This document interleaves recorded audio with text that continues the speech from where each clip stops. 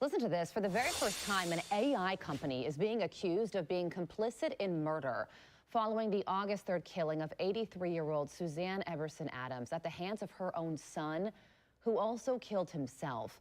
Adams' family is now suing ChatGPT's parent company OpenAI and its business partner Microsoft for wrongful death. They say the AI chatbot intensified the victim's son's paranoid delusions, which ultimately led to this horrific murder-suicide. Joining me now is the attorney for the victim's estate and the CEO of Edelson PC, Jay Edelson. Jay, thank you so much for being here. This is a first of its kind case. The details here are shocking and disturbing. Tell us what happened. It's horrible, and it's not a lone case. So what we've been seeing is that AI is taking people who have mental illness and exacerbating it.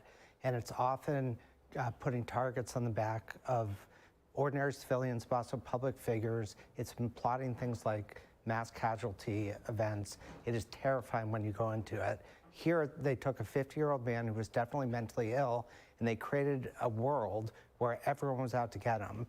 FedEx drivers, delivery people, neighbors, and his 83-year-old mother, who he was convinced was trying to kill him. Yo, welcome to the video, guys. This is Justin Paul.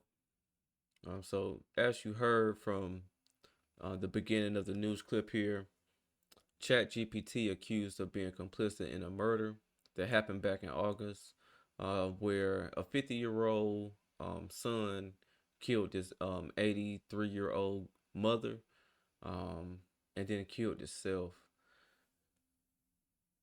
Whoa. I think people are putting a lot, a little bit too much information into AI. It's just, this is a crazy, crazy, crazy story. And this isn't the first crazy story that I've heard of, AI influencing someone to either kill themselves or harm others. So, man, like, my condolences to, the mother and the family of having to deal with this. And it looks like the estate of the mother is suing ChatGPT as well as Microsoft, who is a partner. So they're suing OpenAI, which is the parent company that owns ChatGPT, and also Microsoft, which is their business partner. Man, this is crazy. So my thing is, AI is supposed to be a tool to, help you either do tasks, answer questions, research information, come up with ideas. It's just supposed to be used as a tool. I think we're starting to get down a dark path with AI now. I think we're starting to put too much of our personal lives into AI, and some people who clearly aren't thinking straight, starting to follow too much of what the AI is giving them or what the AI is saying. Now, I do believe that these companies need to have safeguards to prevent the AI from, suggesting things that are going to be harmful to the user and, to, people around the user. I do think there needs to be safeguards, for that. That's definitely something I do believe. And I also think there needs to be, some type of warning, if there's not already, about, if they're not going to put safeguards, definitely put a warning that anything that the AI is going to give you, it should be used as a resource and as a tool, but you should not really be applying that, directly to your real life.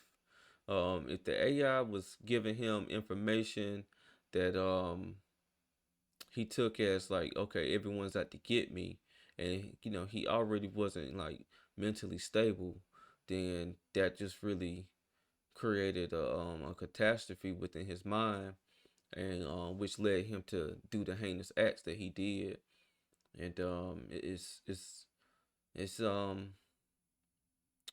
it's a very, very sad story here, as well as like when I heard the story of like a little boy who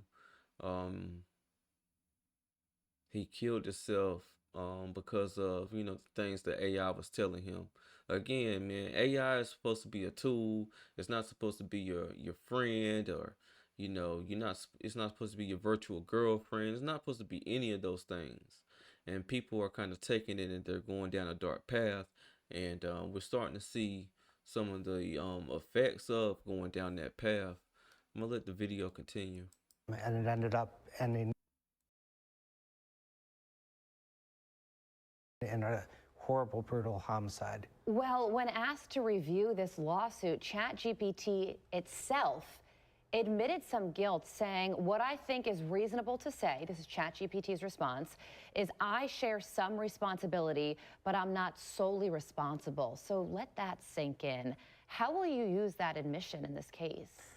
We're not going to even have to go there. We think that in another case, OpenAI has already admitted that its chatbot leads to these types of results. So we feel very confident when we get in front of a jury that we're going to have a compelling case. Well, let's read the statement here. OpenAI did release a statement on this specific case saying this is an incredibly heartbreaking situation, and we will review the filings to understand the details. We continue improving ChatGPT's training to recognize and respond to signs of mental or emotional distress, de-escalate conversations, and guide people towards real-world support. We also continue to strengthen ChatGPT's responses in sensitive moments, working closely with mental health clinicians.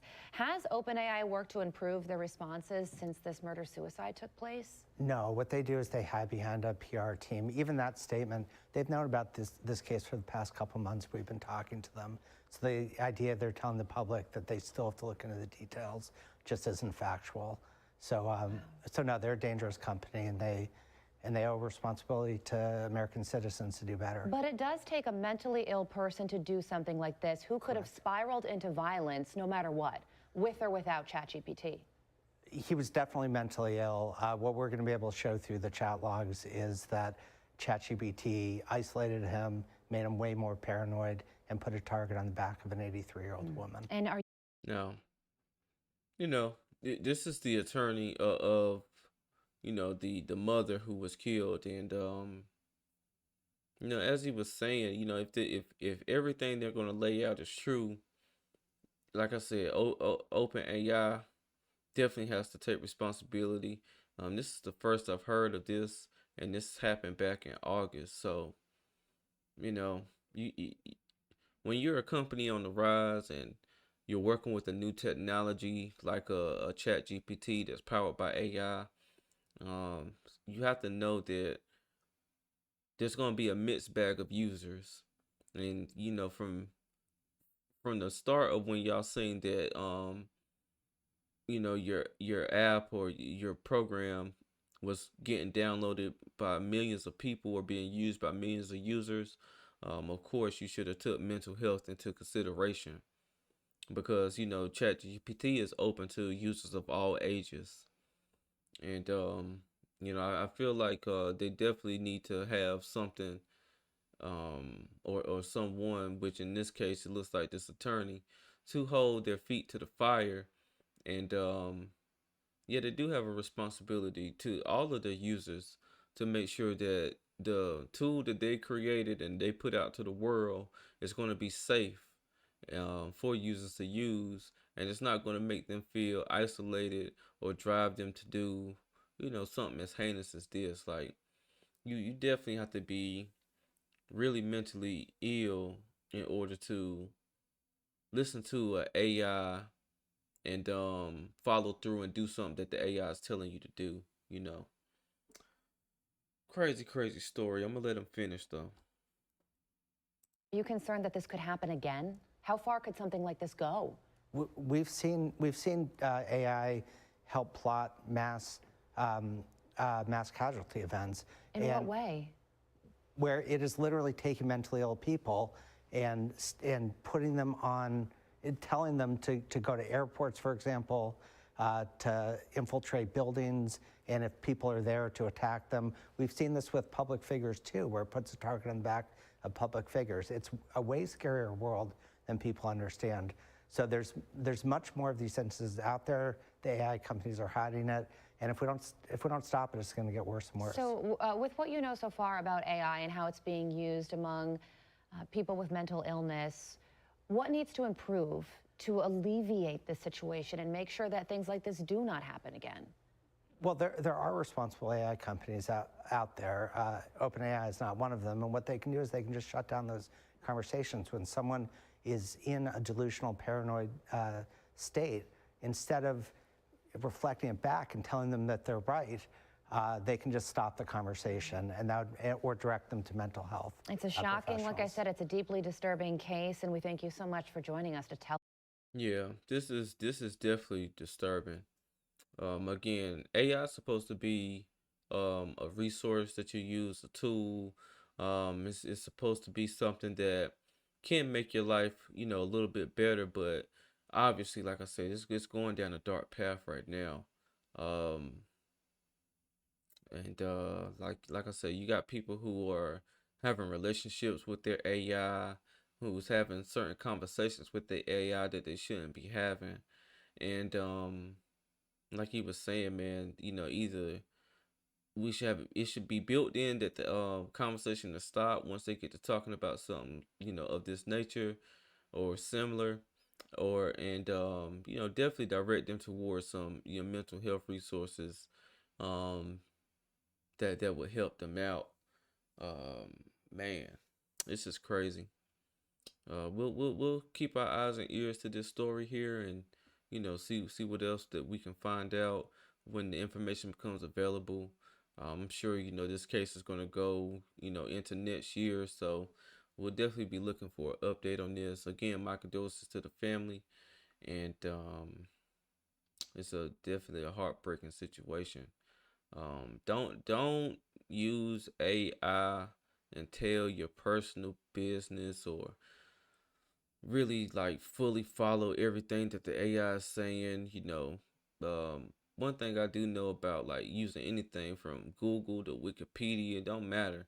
You have to like check two or three sources, and um yeah, you're just not supposed to really be that ingrained into the AI. Because as we see now, it can be a real scary thing. But I'm gonna go ahead and close out. If you like my content, make sure you like, comment, and subscribe to my YouTube channel. This is Justin Paul. Peace.